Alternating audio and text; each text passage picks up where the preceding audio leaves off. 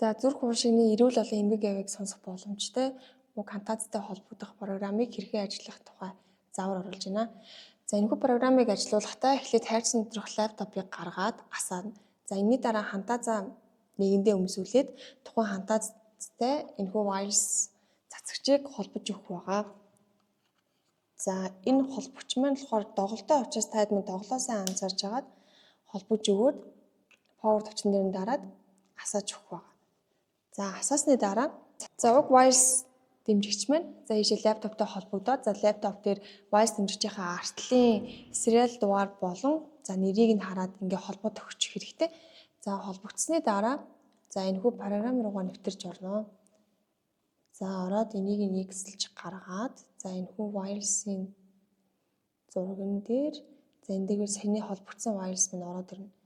За энийг холбоод за фантазаа лаптоптойгоо холбосон бол за чагнуурынхаа нэмэгтээр нь удаан дарахлаар за system activation гээд асж байгаа нь чагнуурандаа сонсогддог байгаа. За асааж үзье. За аслаа. За асны дараа энэхүү ногоон дохио маань ерөнхийдөө чагнуур нь холбогдож байна гэсэн тохиолдол байгаа. За холбогдсны дараа энэ дээр бүх дараалал маань харагдана. За зүрх болон зүрхний эмгэг авианууд болон эрүүл авианууд. За энэ болохоор уушигны бүх авианууд сонсогдох боломжтой. За та бүхэн маань эндээс яаж авиагаа сонгох вэ гэхлээр за жишээлбэл энэ пневмоны харлаа.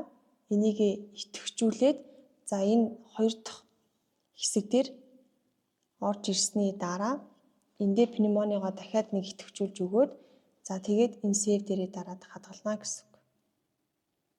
За ингээд та чагнуураа тавиад сонсоход сонсогдно.